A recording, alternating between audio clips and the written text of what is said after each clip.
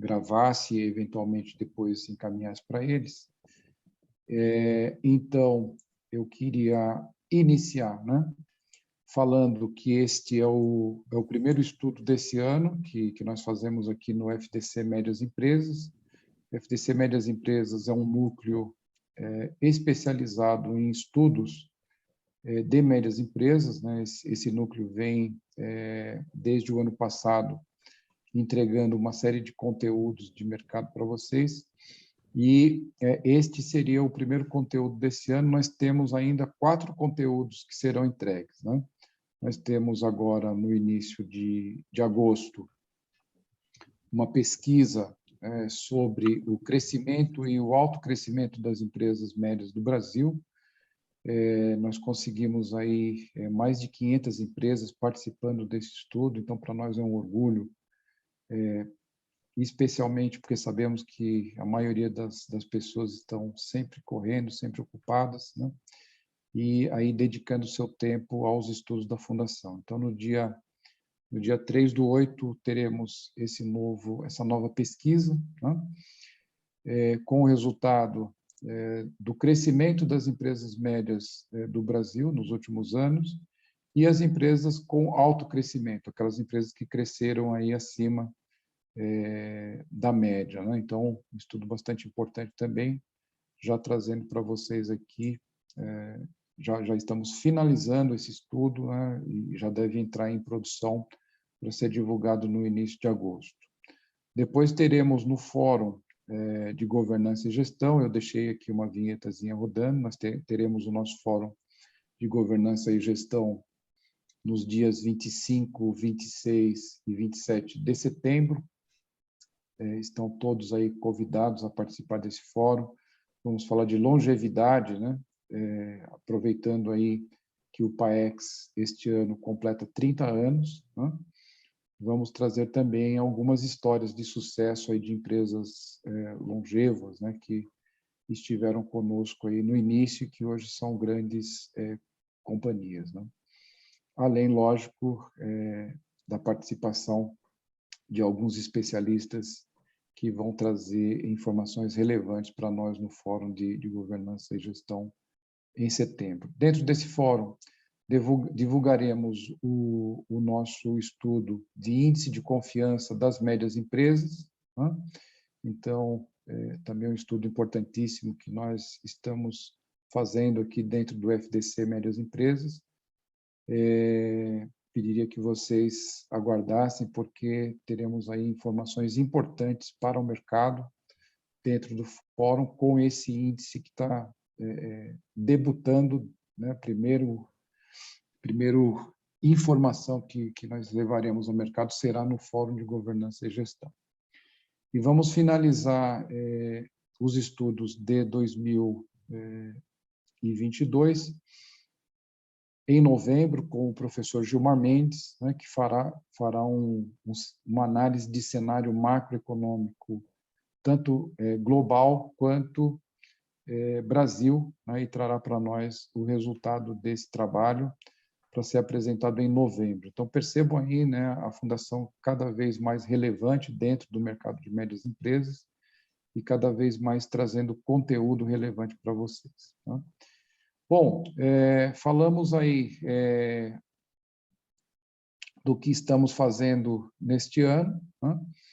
Mas o objetivo hoje aqui para vocês é trazer um estudo que nós já vínhamos fazendo aí desde o final do ano passado. Fizemos uma primeira versão no finalzinho do ano passado também, que foi divulgada junto com o estudo de cenários para 2022, e agora fizemos uma versão 2022, comparando o desempenho econômico-financeiro das empresas médias do Brasil entre 2020 e 2021, que foi um ano bastante crítico aí das restrições impostas pela pandemia. Então, hoje no Radar de Mercado também estamos inaugurando o Radar de Mercado, né, trazendo para vocês essa análise que foi feita por uma equipe bastante ampla, né? Estamos aqui com o professor Plínio, que nos apoiou muito aí na parte de análise de dados estatísticos. Estamos também com o professor Menicucci, que conduziu o estudo na parte econômica financeira, a equipe da Atlas, que foi parceira nossa aqui nesse estudo, uma parte da base de dados, né, uma parte dos dados que nós vamos trazer para vocês hoje, vem da base da Atlas, que é um cliente PAEX da Fundação Dom Cabral já há alguns anos, né? E é uma consultoria e também uma empresa de contabilidade, né? Então, aproveitamos aí os dados da Atlas. Queria aqui, em público, agradecer ao Raul, agradecer também ao Marcelo Bianchi, a toda a equipe da Atlas que nos apoiou nesse trabalho que estamos divulgando hoje para vocês. Tá? Tivemos na vinheta aí que estava rodando antes de iniciarmos o evento, né?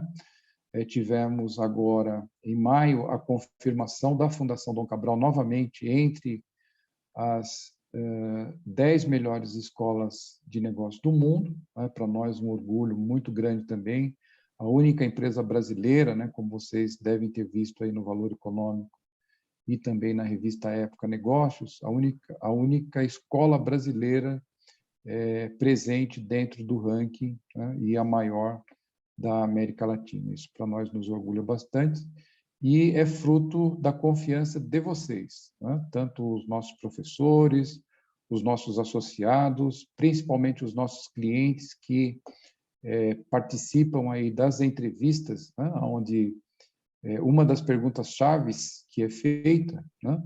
É o quanto que o investimento se transformou em retorno para a empresa, o quanto o investimento nos programas de educação executiva da Fundação Dom Cabral está sendo revertido em resultado para a empresa e percepção de valor, né? Então, participar desse ranking do Financial Times, para nós também, é um grande orgulho, porque é um ranking muito sério, né?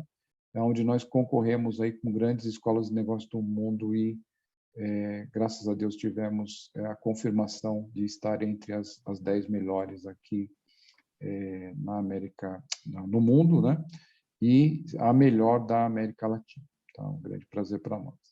E por que que nós somos referência no mercado de médias empresas, né?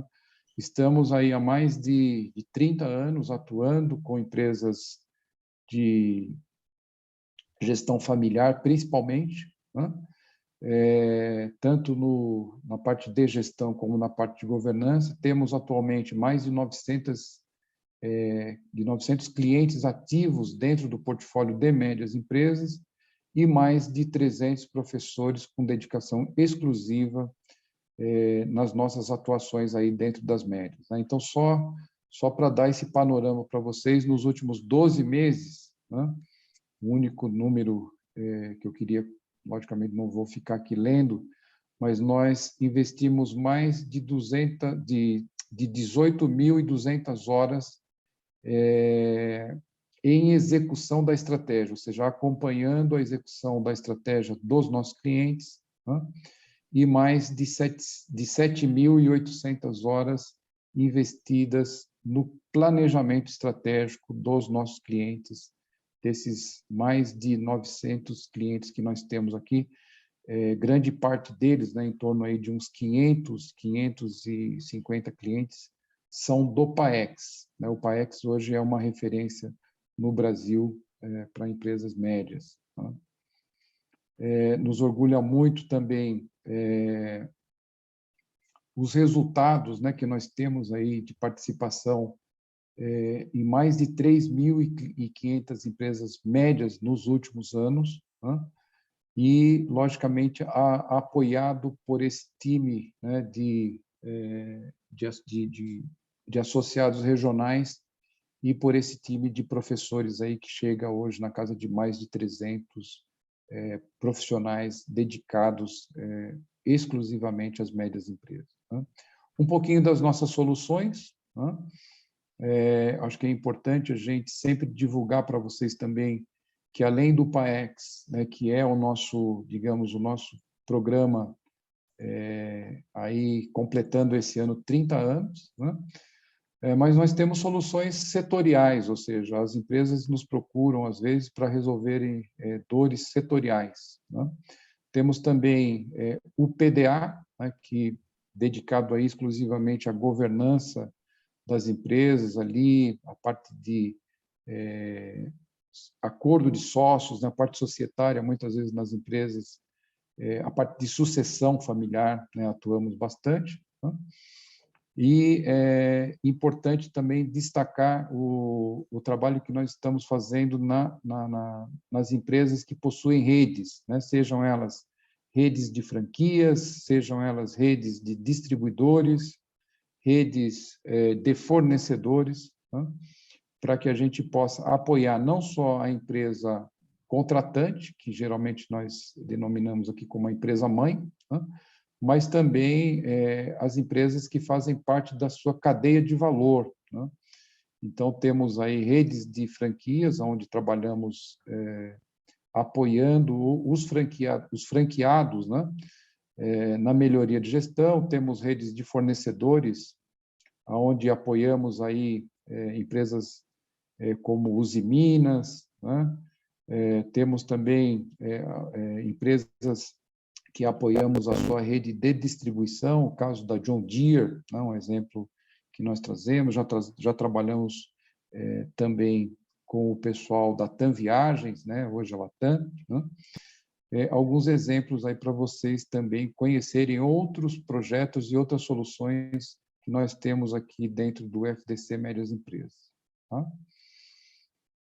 Muito bom. Então, eu queria aqui contar um pouquinho para vocês desse estudo, né, que foi feito a várias mãos, como eu falei, né, aonde nós, através do nosso núcleo aí, denominado FDC Médias Empresas, fizemos um trabalho de análise de mais de 2.700 empresas, né, olhando o desempenho financeiro dessas empresas ao longo aí de 2020, 2021, justamente para entender como as médias empresas passaram pelos momentos mais críticos impostos aí pela Covid-19, né?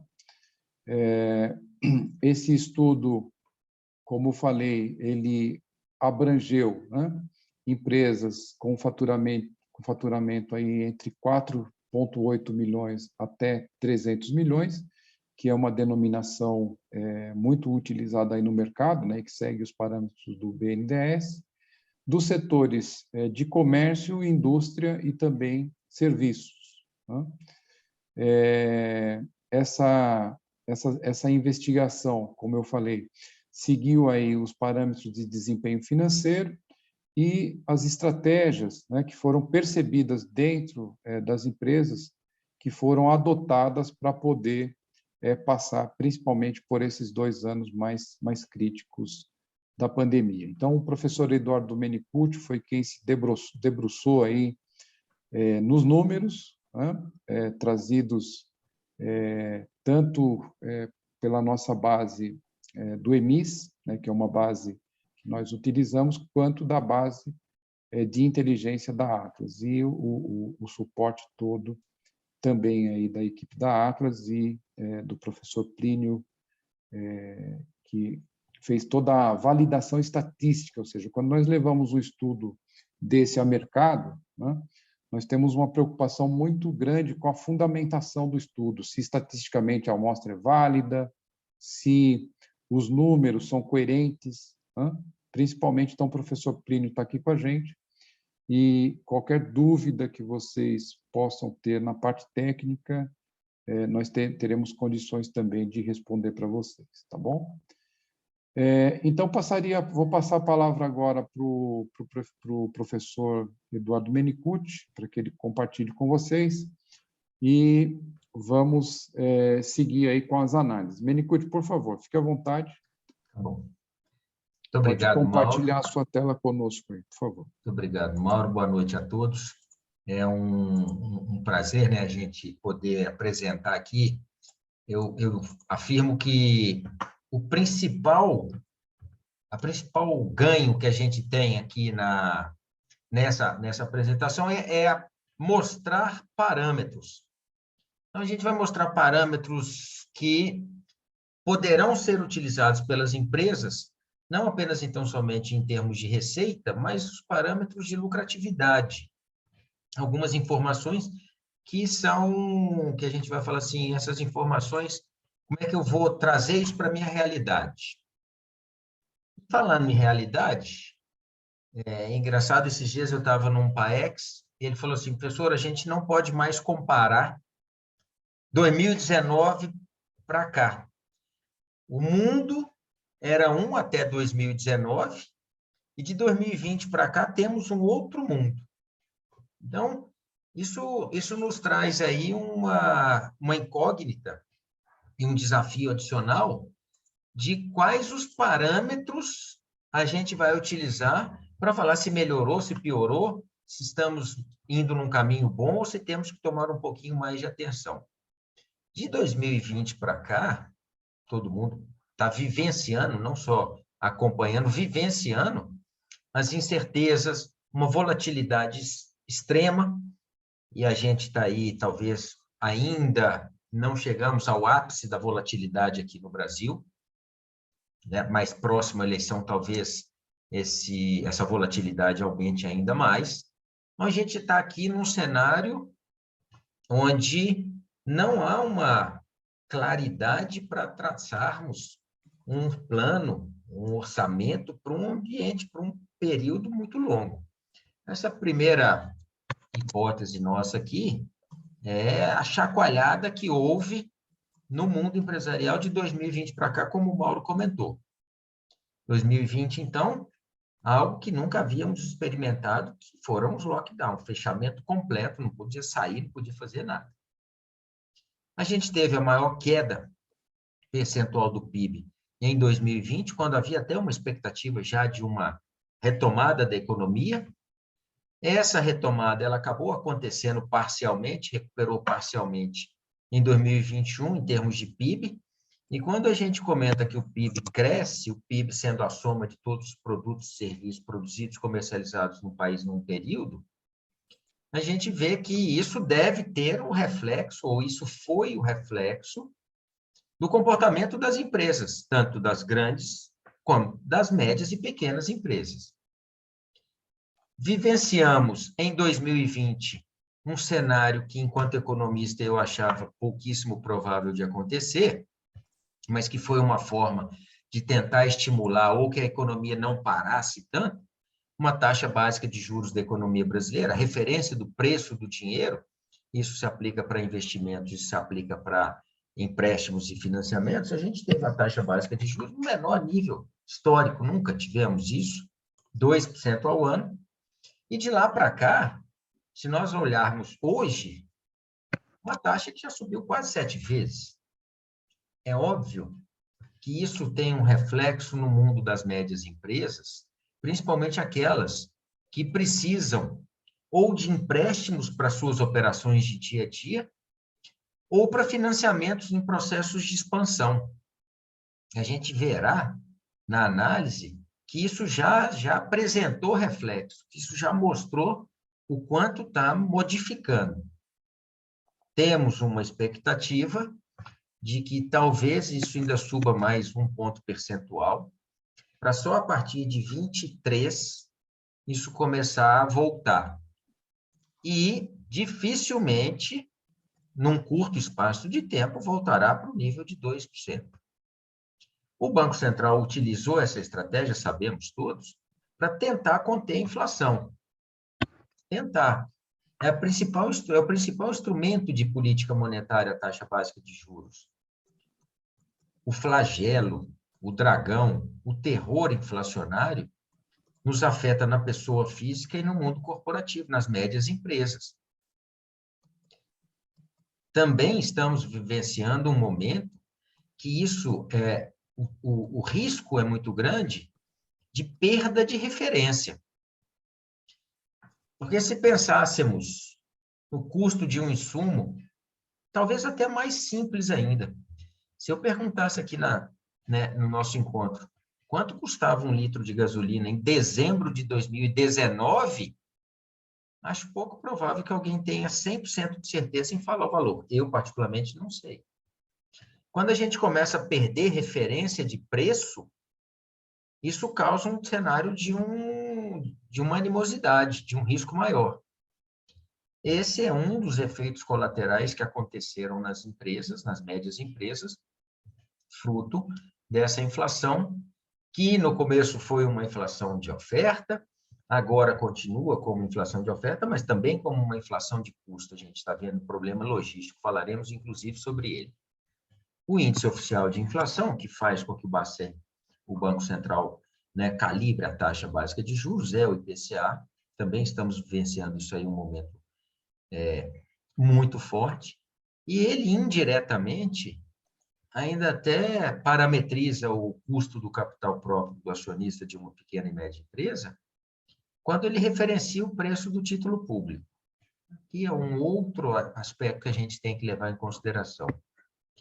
O IGPM, que é um índice mais empresarial, esse, então, fez uma reviravolta aí, a ponto de encher o judiciário de ações de revisões de contrato de aluguel. Pegarmos aqui os 2 últimos anos, a gente está falando de um índice de 50%. E por mais que um imóvel tenha sofrido uma valorização, dificilmente chegou a 50%.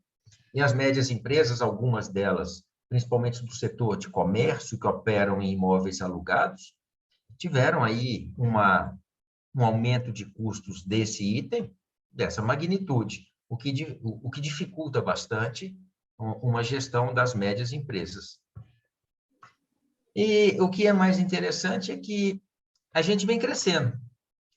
A economia voltou a crescer, tem uma expectativa aqui de talvez 1,5%, torçamos para que isso se concretize, no mínimo 1,5%, está recuperando, a economia está andando, a gente está vendo isso aí, e a gente está vendo que alguns setores estão batendo recorde de receita, batendo recorde de faturamento. Um dos detalhes da nossa pesquisa é assim, como é que a empresa está crescendo receita? Ela está vendendo mais ou é mais por questões de crescimento de preço? Está fazendo com que a empresa tenha um faturamento maior. Isso foi um dos nossos desafios, das maiores preocupações, que a gente tem aqui alguns indicativos sobre isso, né? Ainda a gente tem uma dificuldade em falar sobre um futuro médio, mas foi muito, muito bacana vermos que, na média, os indicadores de lucratividade, principalmente a lucratividade líquida, a última linha deste universo que nós pesquisamos de mais de 2.700 empresas, foi positiva. A última linha das médias empresas está positiva. Então, provou que as médias empresas têm aí uma resiliência, que elas conseguiram se adaptar, que elas conseguiram se reestruturar, que elas conseguiram fazer uma gestão muito boa das suas estruturas de custo e despesa, que elas obtiveram resultados interessantes. Dentre os itens que nós analisamos, a gente começou com a primeira linha que a gente chama de dinheiro à disposição da companhia, da empresa, que é a receita líquida. O Mauro comentou que nós tivemos que adotar um critério para classificar a média empresa. Porque se a gente for na instituição financeira A, na instituição financeira B, cada um vai utilizar um critério para falar o que é uma média empresa. Mas lá no BNDES, é claro, passou do faturamento Simples Nacional, 4,8 milhões, até 300 milhões de reais por ano de faturamento, será enquadrado como uma média empresa. E foi isso que a gente, então, fez no nosso estudo. Esse foi o nosso universo amostral. E a gente dividiu, então, em comércio, indústria e serviço. 2020, a linha mais escura, 2021, a linha mais clara. Eu, particularmente, foi a primeira vez que eu tive a informação de qual que é a receita líquida média de uma média empresa. Então, não tinha até então essa informação. Foi um dos grandes das grandes conquistas, das grandes descobertas do nosso estudo, foi falar o seguinte: uma empresa, uma média empresa da indústria, do setor industrial no país, em 2021, tinha uma receita de 120 milhões de reais. Uma média empresa do setor de serviços, em 2021, tinha uma receita de 93 milhões de reais. Estes dois setores, indústria e serviços, tiveram crescimento de receita. Então, foi um setor bacana, foram dois setores que cresceram. Vou deixar aqui a variável, as duas variáveis que compõem a linha de receita, preço e quantidade. E lanço o desafio, e nós aceitaríamos, né, Mauro, muitas as contribuições, de o que foi mais relevante para o crescimento da receita da companhia. Foi mais fruto do crescimento do preço, leia-se inflação, ou houve também o crescimento na quantidade comercializada, no volume vendido. Por um outro lado, a gente tomou um susto de que o setor de comércio teve uma queda expressiva na receita. O setor de comércio teve...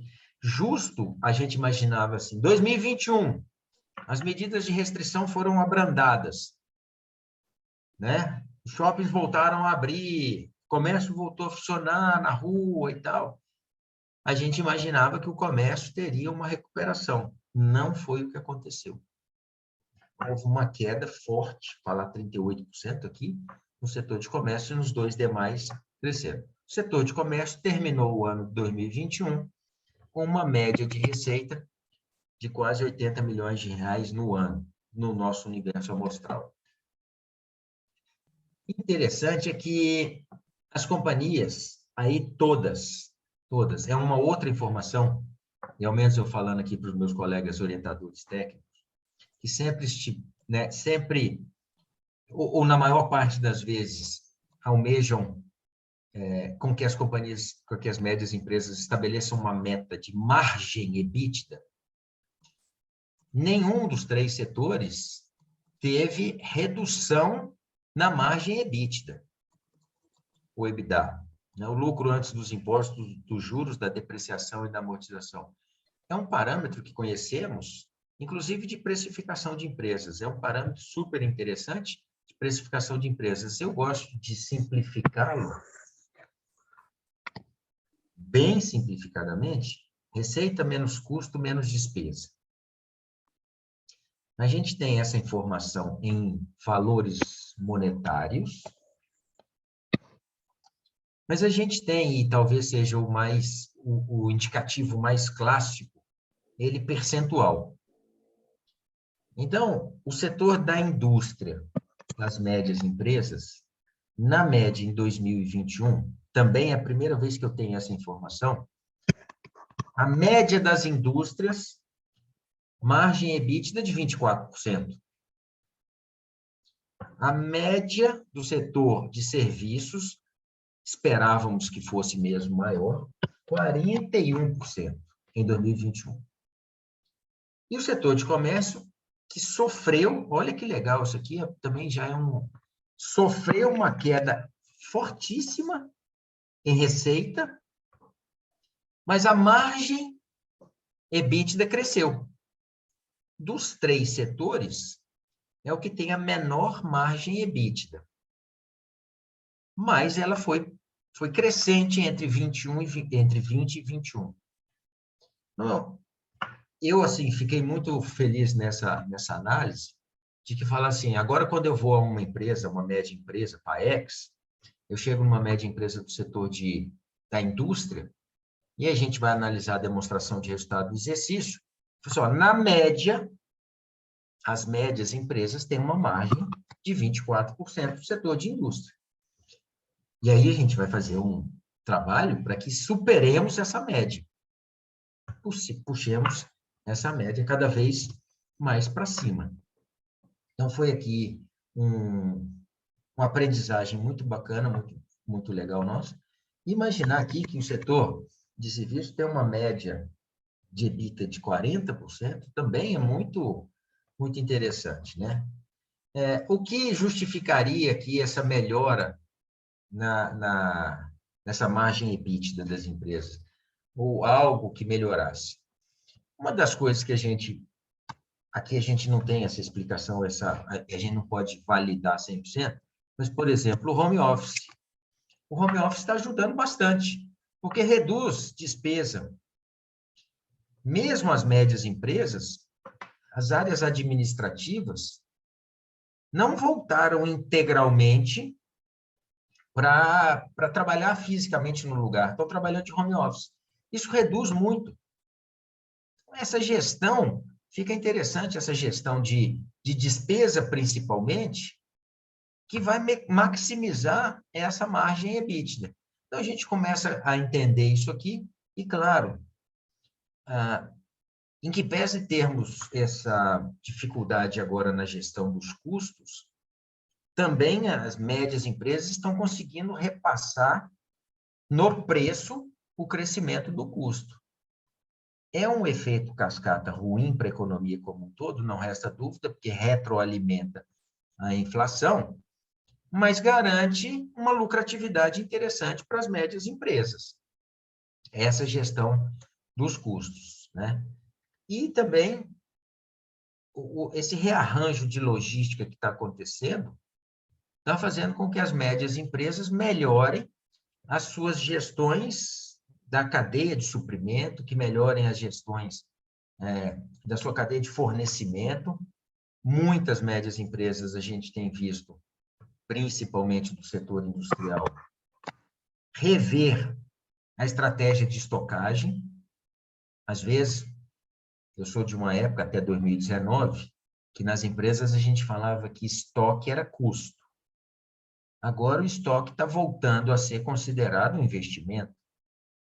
As médias empresas têm optado, muitas vezes, em ter um estoque, quer seja de matéria-prima, se a gente fala no comércio, quer seja da mercadoria para revenda, porque ela não tem tanta certeza da reposição desse estoque e, se for possível repor o estoque na velocidade, no tempo que ela deseja, a que preço isso acontecerá?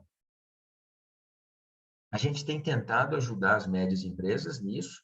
A Fundação tem feito um trabalho bacana de olhar caso a caso para rever essa denominação de estoque, para melhorar a questão do custo. Lógico, além da questão da despesa, que as companhias têm feito uma estratégia bem interessante, né? Aqui que foi a nossa maior alegria. Comentei, nenhuma empresa, nenhum setor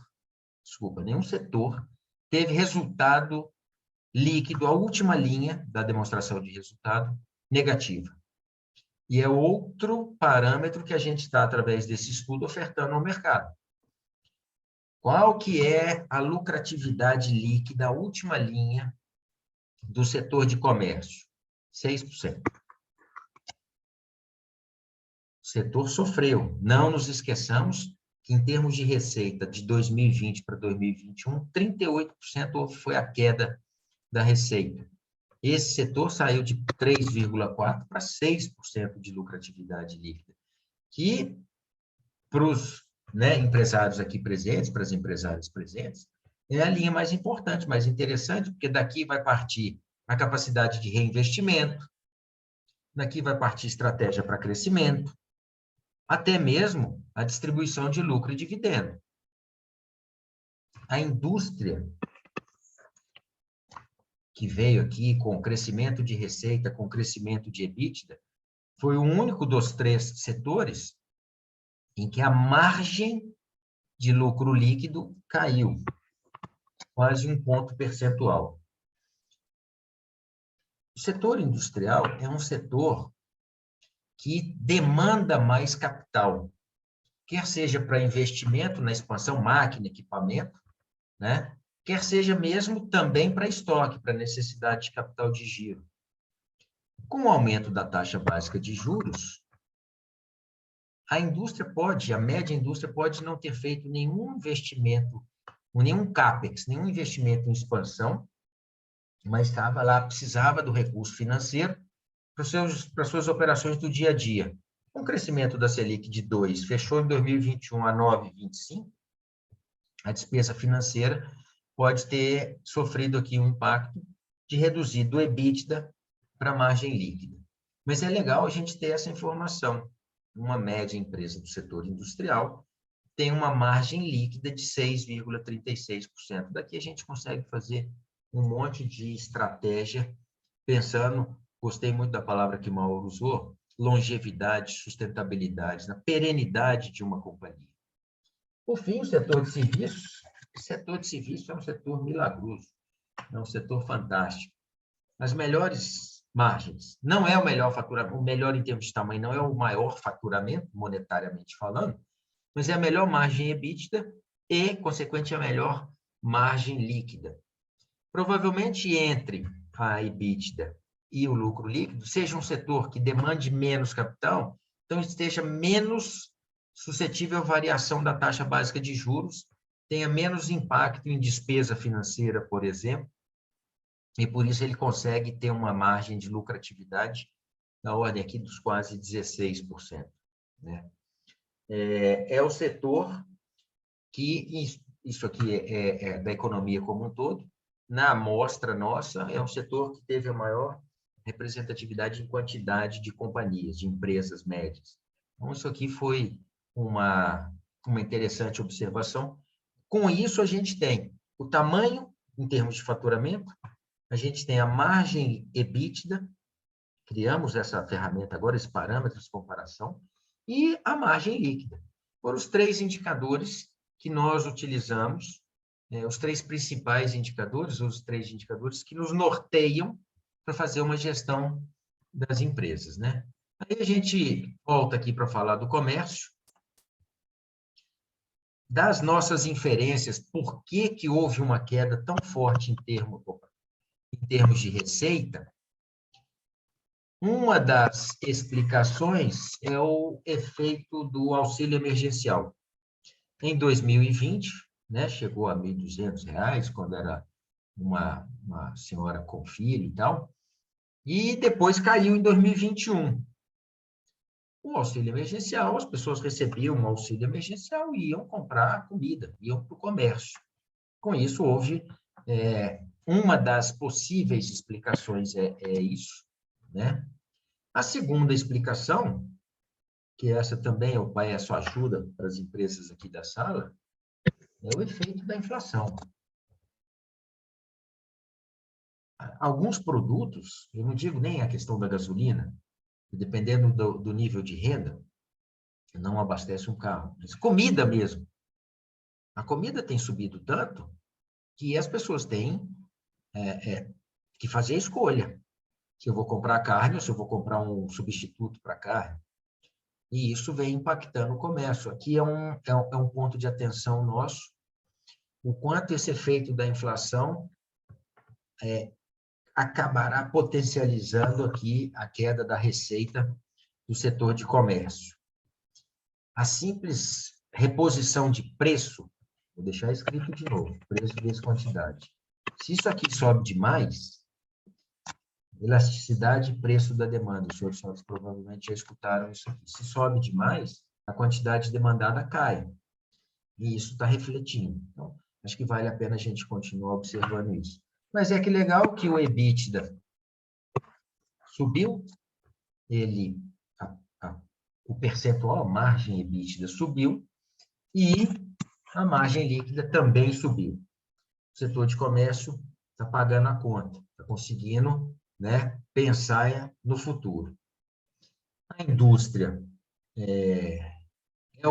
dos três setores, é o que tem uma maior média de faturamento, R$ 10 milhões por mês em 2021, uma média indústria brasileira.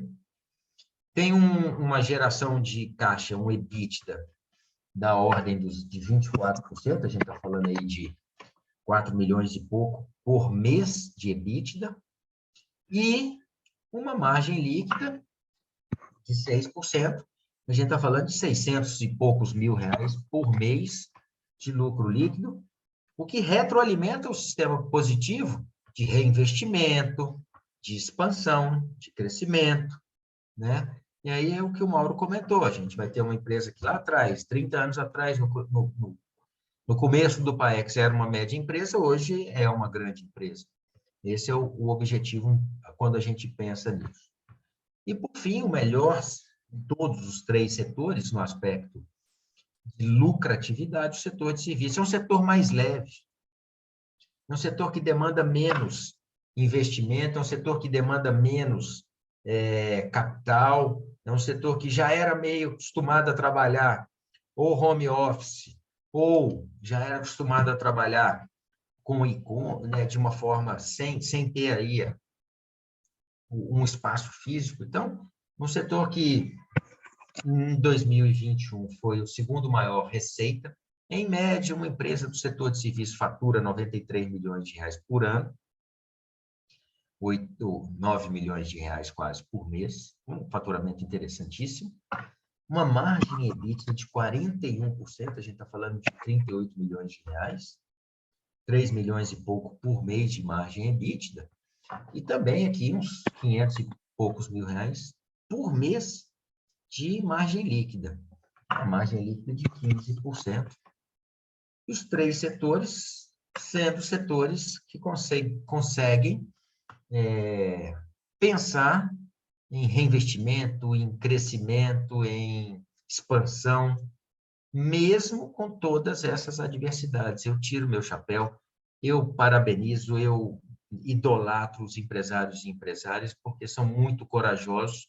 Num cenário de tanta incerteza, num cenário de juros de 13, 25, eles continuam investindo, eles continuam apostando na economia. Isso, para mim, é um das maior prazer em trabalhar no PAEX. A gente está no mundo novo. Isso aqui é minha última fala, aqui, meu último slide. Essas lógicas que a gente via agora estão sendo revistas. Vou reforçar aqui a questão do estoque, né, para a indústria e para o comércio. Era custo, agora talvez seja investimento. Não há ainda uma clareza, uma plenitude, posso afirmar, mas a gente não vai deixar de fazer o planejamento estratégico por causa disso. Talvez tenha sido a crise mais forte desde 2008, mas não vai ser a última, nem foi a primeira. A gente tem que ir.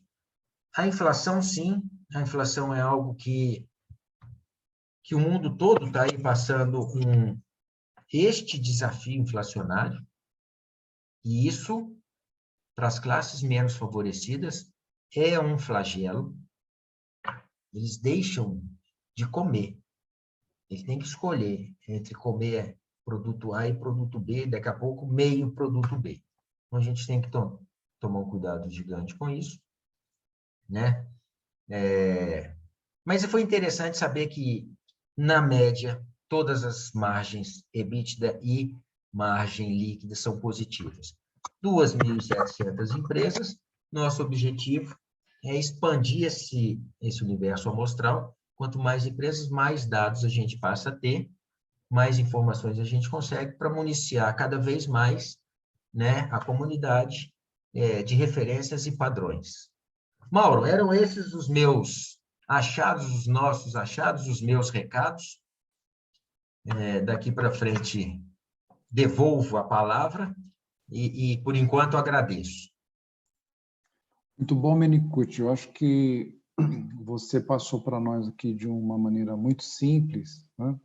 Informações técnicas que muitas vezes não são assim fáceis de compreender, né? Então, parabéns aí pela análise, né? Eu queria abrir para perguntas, né? Mas eu vou começar aquecendo aqui o jogo, né? Eu sei que a primeira pergunta sempre o pessoal fica ali meio em cima do muro, né? Não sabe se pergunta ou não. Eu vou te fazer uma pergunta. Então, quer dizer que agora, né, quando algum cliente nosso perguntar qual que é a média de EBITDA, né, do segmento ou do setor, né, de serviço que ele atua, você já vai ter mais segurança. Ou seja, nós analisamos aqui 2.759 empresas, né, em 2020 e 2021, né? Porque antes o cliente perguntava para o professor ou perguntava para o gerente responsável pela empresa, né? Mas a fundação tem algum referencial, né, para nos passar de margem operacional, se eu estou bem, né? Né, Diego Justo? Diego Justo está aí, não me deixa mentir sozinho. De como eu devo, né, me comparar aí ao meu setor, pelo menos, né? Então, Menicucci, hoje nós já podemos afirmar, já temos dados e fatos aqui, né, de uma amostra válida estatisticamente, né, para falar isso, né? Como você vê isso, Menicucci? O que muda? O que muda para você hoje, depois dessa análise mais estruturada que nós fizemos, quando um cliente te perguntar, né, qual que é o referencial dele em termos de margem EBITDA? Né? Obrigado, Mauro.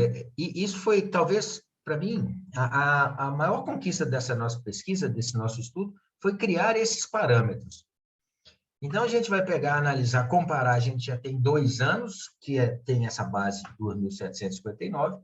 Fala, deixa eu ver, então, quanto foi a sua margem EBITDA, a sua margem EBITDA de 20, de 21. Deixa eu ver quanto que você estava em relação à média. Se a empresa PAEX estiver inferior à média, a gente vai ter que fazer um esforço, a gente vai ter que tratar, fazer um orçamento, fazer uma estratégia para que ela chegue nessa média e para ir subir, passar, para que a gente puxe isso. Como aqui as duas margens são percentuais, pode a média empresa estar na média da receita nominal, abaixo ou acima, Mauro, que esse parâmetro, sendo percentual, ele passa a ser a referência, sim. Isso que para mim ficou bem legal. Tá? Legal, muito bom. O Plínio está aqui com a gente ainda, deixa eu ver. Plínio. Ele estava, realmente. Ó, tá. Olha ele aí. Está aqui. Plínio, tem uma pergunta aqui mais técnica, se você puder, porque eu não me lembro exatamente dos detalhes, né? Mas você se lembra da margem de erro dessa pesquisa? Nossa, mano. Principalmente para o segmento do comércio, se você se lembrar, tá? Senão depois a gente levanta para você, Carolina. Acho que foi uma pergunta da Carolina Oliveira. Eu vou abrir o relatório aqui, eu já informo. Não, se você tiver, tá? Mas pode ver com calma aí. Bom, acho que o Mauro Puma também tem uma pergunta, ele está com a mão levantada. Mauro, por favor. Oi, Mauro, muito obrigado aí pela oportunidade da pergunta, né? Grande Eduardo, como vai, amigo? Tudo bem? Parabéns. Bom, prazer em revê-lo. Excelente apresentação, Eduardo. Eu gostei muito. A minha pergunta assim, é bem prática, né? Nós sabemos ali que a gente teve ali uma curva em V na própria economia, né? Então, assim, você apresentou muito bem esse avanço, né, de 20 para 21, dizendo o que aconteceu de 20 para 21. Mas quando você olha 2019, essa é a pergunta, Eduardo, a gente tem esse parâmetro para ver se nessa curva em V nós estaríamos agora melhor do que o ano de 2019, como é que isso se deu, né, na segmentação muito boa ali que você fez, ou a gente só tem essas informações, né, de 2020 em diante? Obrigado, Eduardo. O Plínio, até no tratamento que ele nos ajudou a fazer, estatisticamente, ele invalidou a base que tínhamos de 2019. Tínhamos uma base, mas o Plínio, ao fazer a análise técnica, ele falou que a base amostral não era forte o suficiente para nós tratarmos. Então, a gente chegou a apresentar de 2019 e 2020, no ano passado, era uma base menor. Então, a gente tem esse estudo de 19 e 20 passado, mas não deu para dar continuidade, Paulo. Não deu para falar. Então, objetivamente respondendo, não, a gente não consegue levar em consideração o que foi 2019 nessa base. Tá? É só 20 e 21 mesmo. Ok, muito obrigado, Eduardo. Porque às vezes a gente vê algumas empresas que elas não conseguiram se recuperar totalmente da queda ali em 2019. Por isso, assim, fiquei curioso ali com a informação. Muito obrigado, Eduardo. Grande abraço. Obrigado, igualmente. Só o Mauro nosso aqui, tá cheio de pergunta legal no chat também, hein? Sim. Né? Tá? Mauro Oliveira. Ok. O Diego Macato também está com a mão levantada. Acho que o Márcio Gama perguntou antes, né, pessoal pode fazer a pergunta direto, viu, gente? Não se prendam ao chat, não. Nós estamos num grupo aqui mais reduzido hoje. Então, fique à vontade para fazer a pergunta direto aí. Acho que fica até mais participativo aqui. O professor já te responde direto. Fique à vontade. Acho que o Márcio Gama, Diego, ele foi antes de você. Isso, o Márcio levantou a mão antes. Vontade, Márcio. Boa noite aí, pessoal. Professor Minicucci, boa noite. Obrigado aí pela apresentação. Eu até coloquei resumidamente aqui no chat, mas eu penso que, se fosse possível, aí fica uma sugestão de melhoria. A gente ter acesso a segmentos, os principais segmentos envolvidos na indústria, no comércio e no serviço seria bom, porque eu, por exemplo, eu trabalho com dezenas de empresas, entre PAN e PAEX, e, por exemplo, eu tenho indústria gráfica, que tem uma característica de EBITDA muito diferente de uma indústria siderúrgica, que eu também tenho na minha carteira. A gente tem supermercado que trabalha com EBITDAs de 5%, 6%, 7%, e temos outro tipo de comércio que tem 20% de EBITDA. Então, eu temo, assim, é claro que a ajuda é muito grande, ela é valiosa, sim, a gente tem uma média importante aqui, mas no dia a dia, ali na realidade do PAN e do PAEX com as nossas empresas, o número vai ficar um pouco sem sentido, porque ele representa uma média, e como toda média, nós temos extremos, né, dentro de cada segmento.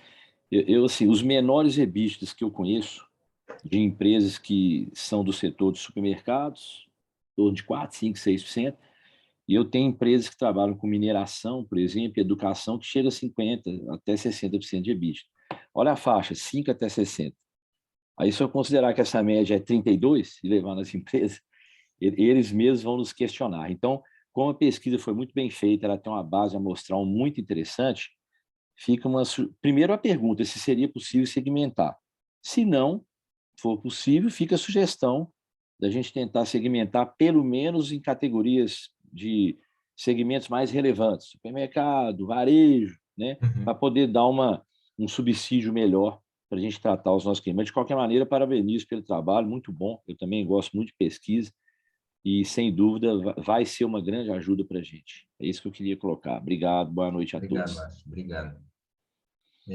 Obrigado, Márcio. É um sonho nosso, tá, Márcio Gama, a gente tentar isso, e pelo KINAI, que aí a gente conseguiria. A gente vai tentar refinar isso na próxima, se a gente conseguir obter o KINAI das companhias, das médias empresas, aí sim a gente chega nesse nível.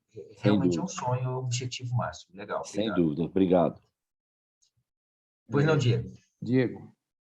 Primeiramente, parabéns, Minicucci, pelo trabalho. Realmente muito, muito interessante, né? Muito rico. Traz informações extremamente importantes. Eu acho que o meu comentário vai na linha do comentário anterior, que eu acho que a apresentação da mediana ajudaria muito nesse sentido também, né? Porque a média, eventualmente, pode ser distorcida por uma eventual concentração de empresas com maior faturamento, né? Pode puxar a média para cima, ou se tem um setor que o faturamento é menor, pode puxar a média para baixo.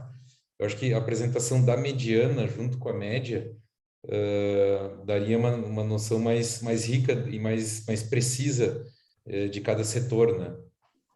Boa, boa. Aí o Plínio, até para nos ajudar nesse aspecto aqui, mas está anotado aqui uma sugestão bem interessante, Diego, bem interessante mesmo, de tratar a mediana. Bacana, obrigado. Está anotado aqui o Plínio nos ajudaria ali. Aí ele fala. Vai, Plínio. Olá, pessoal. Desculpa aí estar entrando aqui meio em cima da hora. Ô, Diego, só para complementar, a gente fez análise por média e mediana e tem no relatório, mas esses dados apresentados a gente eliminou outliers, então não tem presença de casos extremos, não. Então, casos extremos não afetam esses números aí, tá? Tá, então a distribuição é mais ou menos normal. Não, porque a gente já tratou os outliers, então a gente tirou, tínhamos vários casos aberrantes, alguns casos que tinham dados inconsistentes e eles não foram considerados. Ótimo, perfeito. Então já não precisa mentir, né? Tá ótimo. Perfeito, obrigado, Tá bom? Plínio. Pessoal, eu desculpa, vou ter que sair porque eu tenho aula. Até mais. Boa Obrigado, aula Plínio. para você. Muito bom.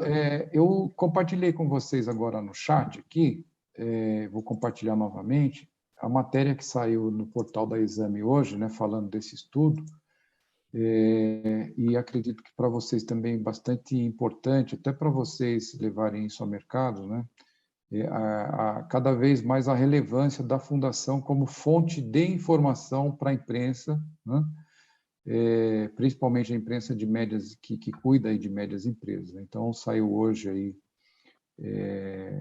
essa matéria na Exame, é um resumo, né, do que nós apresentamos agora. E antes de passar para a próxima pergunta, nós já estamos chegando ao final também, eu vou pedir à Aline que coloque no chat a avaliação do evento, né, para que vocês possam nos ajudar também a melhorar cada vez mais no nosso processo aqui, né? Então, a avaliação de vocês da apresentação de hoje é muito importante. Aqui, geralmente, é uma parte que a gente recebe pouco feedback, né? Quando a gente recebe pouco feedback, a gente não sabe se está indo bem, se está indo, se precisa melhorar, né? Então, eu pediria que vocês dedicassem aí um tempinho. Vocês são, se eu não me engano, são 3 perguntinhas que para nós são muito importantes para que a gente possa seguir melhorando. Então, enquanto vocês vão respondendo aí a nossa enquete, eu vou passar para o Enésio fazer a última pergunta para que a gente possa encerrar a nossa apresentação de hoje, tá? Tá mudo, Enésio. A gente não está te ouvindo, porque eu mesmo não estou ouvindo, né? Ele está mudo ali. Alguém tenta desmutar ele, Aline. Estamos tentando. Agora sim. Vai, Enésio, agora sim, vai. Estão me ouvindo agora? Sim. Boa noite, então, galera. Boa noite. Valeu. Minha pergunta é no sentido, com relação ao que eu coloquei no chat do ROIC, para justamente a gente ter essa ponderação, porque com essa inflação mundial, há uma pressão que as indústrias, né, nacionais se fortaleçam e tenham cada vez mais investimento para produzir nacionalmente. Mas com essa taxa de juros, com esse contexto inflacionário, que nem tu já elogiaste, né, os empresários aí pela vitalidade, pela persistência do investimento, mas indo para o racional, sabemos que a indústria nacional brasileira está bastante sucateada em vários setores. Teria essa perspectiva ou como resgatar, né, esse sentimento também na pesquisa, através de coleta dos dados, se há essa ânimo de investimento e se no racional está valendo a pena, né, o ROIC pelo LAC, aí, pelo custo de oportunidade de disposição para investimento.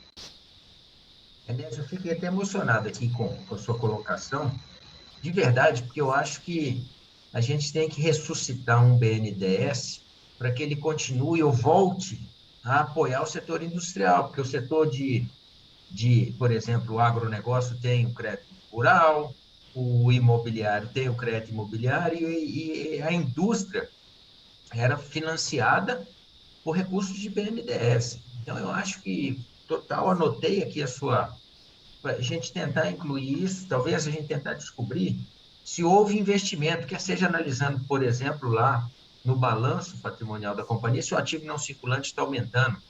Muito legal, muito oportuna, muito válida, e isso tinha que ganhar uma repercussão nacional, que se a gente junta as empresas, as indústrias da rede PAEX, para tentar mobilizar fontes de capital de longo prazo como havia. Muito bacana, gostei, deixei super anotado aqui. Agradeço muito essa sua contribuição, essa sua participação, e vou tentar descobrir uma forma da gente pensar nisso. Perfeito, né? E esse seria o papel, né, de fomento realmente do BNDES, né? E nesse contexto das pequenas e médias, que são a grande maioria aí das empresas brasileiras. Isso aí, obrigado. Tá aqui. Obrigado. Muito bom, pessoal. Bem, eu queria, então, mais uma vez, agradecer a presença de todos, né? Especialmente os nossos clientes, os nossos professores, os nossos associados regionais, né, aqui presentes. Agradecer a toda a equipe que fez com que esse projeto pudesse ser realizado, né? Esse aqui é o primeiro estudo deste ano, então, logicamente, temos aí oportunidades de melhoria, né? Temos também desafios importantes, né, para poder ultrapassar, principalmente a questão da obtenção dos dados, né, porque quando nós trazemos uma pesquisa dessa aqui, todo mundo gosta, né, acha interessante os resultados, tudo, mas quando nós vamos ao mercado, né, fazer as perguntas e obter os dados, principalmente dados econômicos financeiros, né, é muito difícil, né, conseguir essas informações. As empresas são muito reticentes, estão muito preocupadas ali com os seus dados, com os seus números, né? Então, isso é um dificultador para que a gente possa também trazer mais informações para serem debatidas aqui, para que a gente possa transformar isso em conhecimento. Mas estamos no caminho, estamos trabalhando aí para poder obter informações de outras fontes, né? E seguramente o próximo estudo levará em conta aí as recomendações e as sugestões de vocês.